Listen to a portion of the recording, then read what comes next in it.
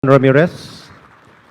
At this point, let us now proceed with awarding to the Philippine Olympians in the Tokyo 2020 Olympics and to other Filipino athletes.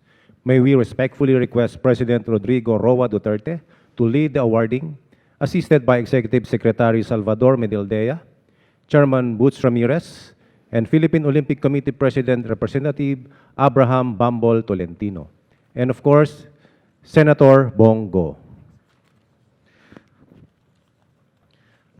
Our first award honors a former Olympian, a boxing champion who made the Philippines proud during the 1996 Olympics in Atlanta, USA. Orden ni Lapu-Lapu, Ranggong Kamagi. Ipinatag ang Orden ni Lapu-Lapu noong 2017 at iginawad ang Pangulo ng Pilipinas bilang pagkilala sa pagiging huwaran sa paglilingkod ng mga opisyal at kawani ng pamahalaan. Gayon din ang mga pribadong individual sa pamahalaan dahil sa maringal na pagpapasulong o advokasya ng Pangulo, gaya ng pagpapakita ng kagitingan at kabutihang nagpamalas ng kahangahangang paglilingkod at katangi-tanging ambag sa bansa. Iginagawad ang Orden ng Lapu-Lapu Ranggong Kamagi sa mga opisyal at kawani ng pamahalaan at pribadong individual na nagkaloob ng kahangahangang paglilingkod o nagpamalas ng katangi-tanging ambag sa ikatatagumpay ng gawain alinsunod sa pagpapalawig o advokasya ng Pangulo. Iginagawad ang gantimpalang natamo ng Orden ng Lapu-Lapu Ranggong Kamagi kay Mansueto Onyok Velasco, Atlanta 1996 Olympics, silver medalist, boxing, men's light flyweight division. Mr. Velasco also receives an incentive of 500,000 pesos from the Office of the President. Please face the cameras for a quick photo opportunity.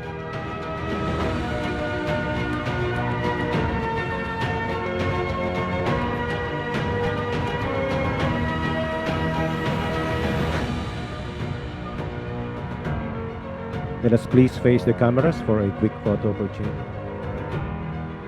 Ng Malacanang, Rodrigo Roa Duterte, Pangulo ng Republika ng Pilipinas, ipinagkaloob ang pagkilala ng Pangulo kay Erlene Ann Ando, miyembro ng Koponang Pilipino, Tokyo 2020 Olympics, weightlifting. Ms. Ando also receives an incentive of 200,000 pesos from the Office of the President. Please face the cameras for a quick photo opportunity.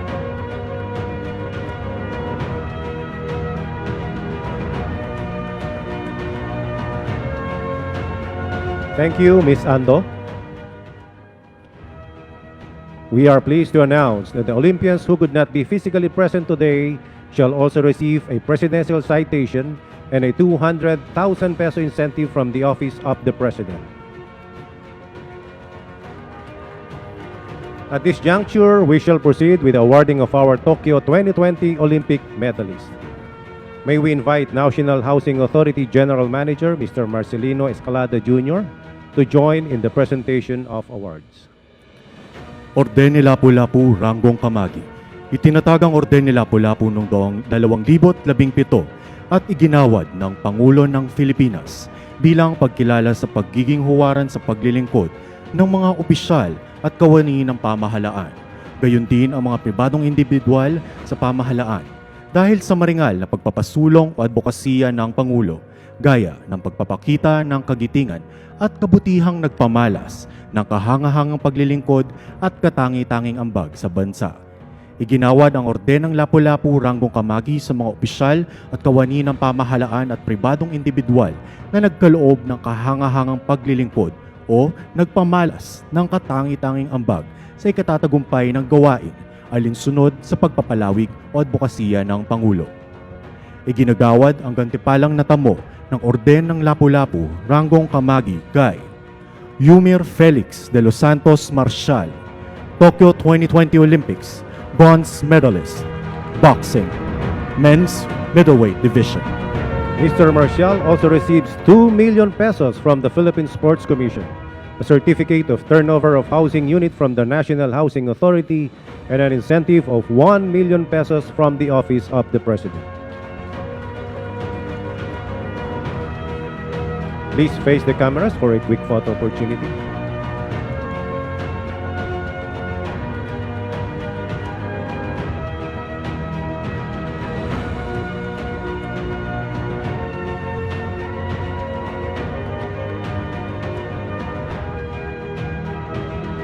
Thank you, Mr. Marcial.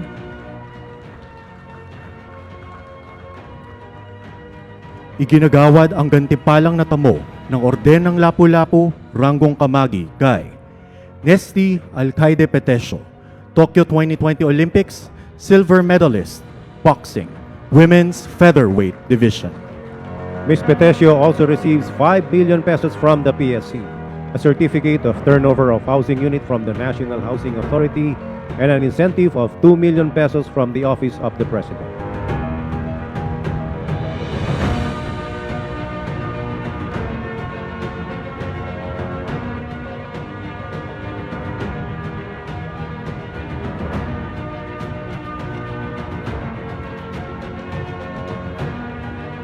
Please face the cameras for a quick photo opportunity.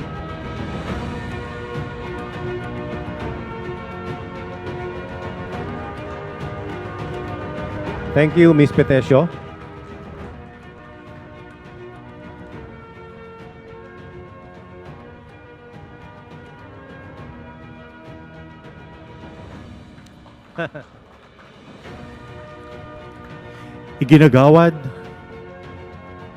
Iginagawad ang gantimpalang natamo ng Orden ng Lapu-Lapu, Ranggong Kamagi kay Carlo Cano Paalam, Tokyo 2020 Olympics, silver medalist, boxing, men's flyweight division. Mr. Paalam also receives 5 million pesos from the PSC, a certificate of turnover of housing unit from the National Housing Authority, and an incentive of 2 million pesos from the Office of the President.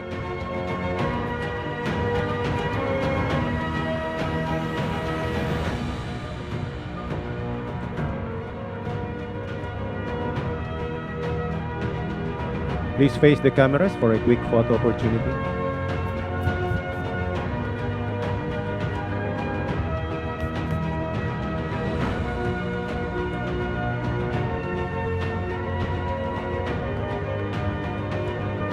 Thank you, Mr. Paalam.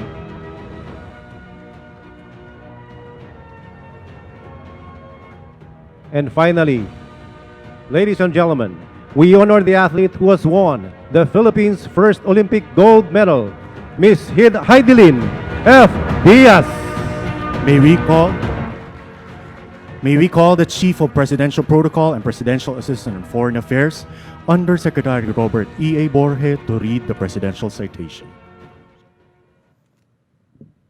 It is my distinct honor to read the citation, and it reads, "Be it known to all men by these presents that I, Rodrigo Roa Duterte, President of the Philippines, by virtue of the powers vested in me by law, for her historic twin triumphs at the Tokyo 2020 Olympics in the women's 55 kilogram, setting a new Olympic record, combined weight of 224 kilograms, and winning the first ever Olympic gold medal for the Philippines, for her demonstrated commitment to the Olympic ideals of excellence, friendship, and respect, advancing the cause of peace and global solidarity through sports, for her lifelong pursuit of an entire nation's dream, realized through steely determination in the face of seemingly insurmountable challenges, for her continuous application and development of talent, skill, intelligence, and discipline, proving that, when harnessed and supported, the Filipino athlete can stand shoulder to shoulder with the very best in the world, for her groundbreaking success as the first Filipino and female athlete to bring home an Olympic gold medal to the Philippines, for her truly uplifting life story, serving as a role model and inspiration to Filipino women and men for generations to come, especially young homegrown athletes, to strive for not just personal success, but for glory of country and people, and for bringing immense honor, pride, and joy to a grateful Filipino nation, have conferred the Presidential Medal of Merit on Heidelin F. Diaz, first Filipino Olympic gold medalist weightlifting, women's 55 kilograms, new Olympic record, combined weight of 224 kilograms, Tokyo 2020 Olympics.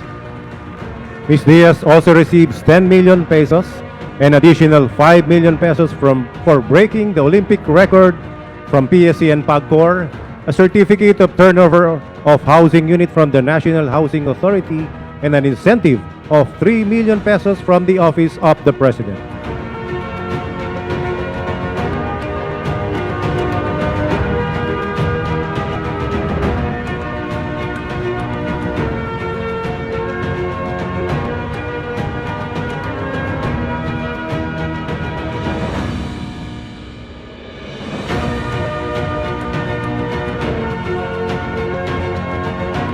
Please face the cameras for a quick photo opportunity.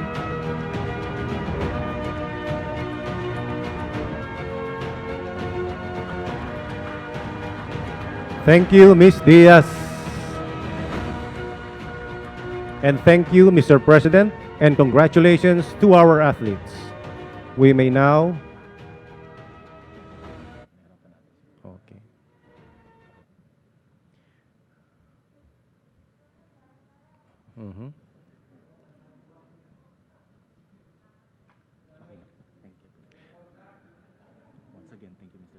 Once again, thank you, Mr. President, and congratulations to our athletes. We may now take our seats. I am pleased to welcome you in this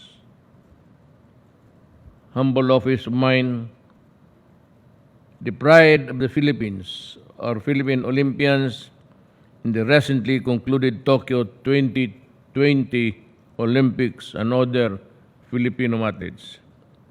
Today, we celebrate our Olympic medalists, led by Air Force Staff Sergeant Delen Diaz, gold medalist in weightlifting, women's 55 kilograms.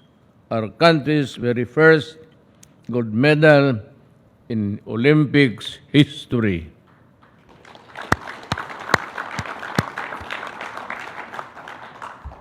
We also honor our silver medalists and bronze medalists in boxing, Nesty Peticio and Carlos Paalam and Yuner Marshall. It is also fitting to recognize once again the achievement of our 1996 Atlanta Olympics silver medalist in boxing, Mansueto Onyok Velasco. Finally, aside from the incentives to be given under the National Athletes and Coaches Benefits and Incentives Act, as well as from the Office of the President, each of our medalists will be conferred with the following awards: the Presidential Medal of Merit to Ms. Diaz, the Order of Lapu-Lapu, Rank of Kamagi to Mr. Peticio, Mr. Paalam, Mr. Marshall, and Mr. Velasco. A presidential citation for the other Olympians of the Philippine Olympic Committee and the Philippine Sports Commission have already been awarded today. Together with our fellow Olympians, Elrin and Ando and Jason Valdez are here with us. I congratulate you once again for bringing pride and honor to the country and for uplifting the spirit of Filipinos amidst the COVID-19 pandemic. Your hard work, dedication, and sportsmanship, even amidst the challenges in your training and competitions prior to the Olympics, are truly inspiring. I am confident that you will get better and stronger in securing more victories in the future. Your success will continue to motivate many aspiring athletes and our Filipino youth to channel their energies into sports and other productive activities, keeping them away from the harmful vices. Allow me to thank the Philippine Olympic Committee and the Philippine Sports Commission for their unwavering support and strong efforts in securing that our athletes are ready to compete at the Tokyo 2020 Olympics. Rest assured that the government remains committed in providing full support to our Filipino athletes. In this regard, I enjoin the Philippine Sports Commission, the Philippine Olympic Committee, and other sports bodies to continue providing much-needed assistance to keep our athletes on top of their game and to help them become all-time greats. I also wish to congratulate Ambassador Kazuhiko for Tokyo's successful hosting of the 2020 Olympics. May the upcoming 2020 Paralympic Games in Tokyo also become a resounding success. It takes a village to raise a child, but it takes the world to support champions so that they can succeed in Olympics. The strength and excellence of our athletes in the international sports arena demonstrate the Filipino spirit and the resilience and determination to succeed.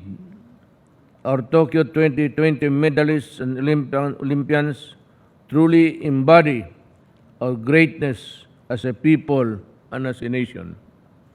Maraming salamat at mabuhay kayong lahat. Mabuhay ang lahing Pilipino.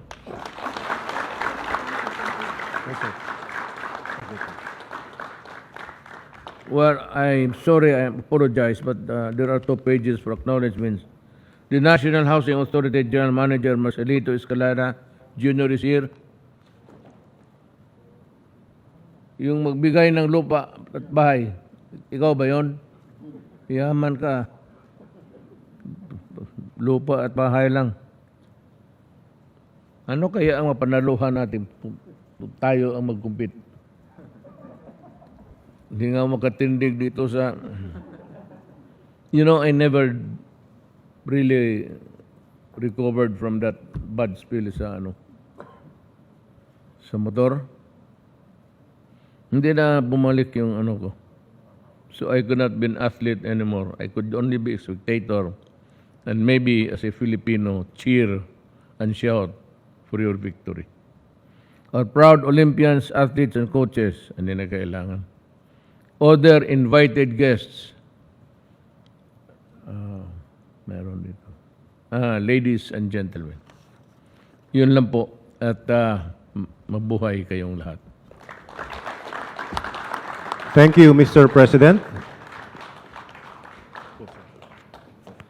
Ladies and gentlemen, that concludes our program. Maraming salamat, mahal na Pangulo, sa pangunguna sa pagbigay ng pagkilala at suporta sa ating mga Olympians at atletang nagbibigay ng karangalan sa ating bansa.